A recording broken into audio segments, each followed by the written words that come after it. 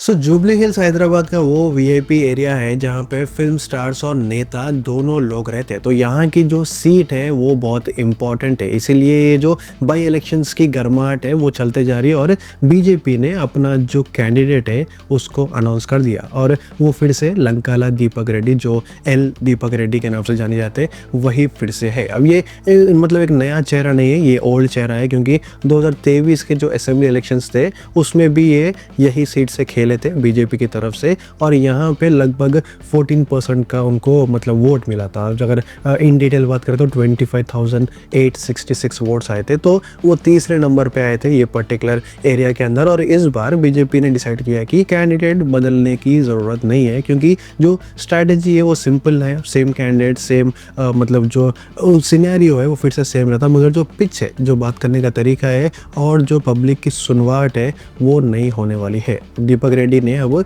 Hyderabad central district के BJP president भी है और वो पार्टी के एक्टिव ऑर्गेनाइजर भी है, तो जाने माने हस्ती है और मतलब एक अच्छा टफ कंपटीशन जो बोलते हैं वो दे सकते हैं। अब जो बाईपोल इलेक्शन है वो क्यों हो रहे हैं, क्योंकि जो सिटिंग एमएलए थे मंगपति गोपीनाथ, जो बीआरएस के थे, वो मतलब उनका निधन हो गया था। बीआरएस ने उसका फ़ायदा बोल सकते हैं या फिर नहीं, मगर कुछ भी हो, बीआरएस ने टिकट दिया उनकी पत्नी को, जो मंगपति सुनीता है, उनको दिया। अब यहाँ पे कुछ लोग सिंपैथी कार्ड बोल के ही बोल रहे थे, मगर यहाँ पे देखो कांग्रेस, बीआरएस या फिर बीजेपी, सब लोग अपना अपना जो फील्डिंग है वो सेट करके बैठे हुए हैं ये पर्टिकुलर एरिया के अंदर। अब जो कांग्रेस है वो भी नवीन यादव को टिकट दी, जो बहुत लोकल सपोर्ट है, मतलब मैक्सिमम चांसेस है नवीन यादव को जीतने का। तो जो वोटिंग है वो 11 नवंबर को होने वाली है और जो काउंटिंग है वो 14 नवंबर को होने वाली है। अब ये पूरे इलेक्शन, मतलब ये जो बाई इलेक्शंस हो रहे हैं, ये जो बाईपोल्स है, इसके अंदर, ये जुबली हिल्स के अंदर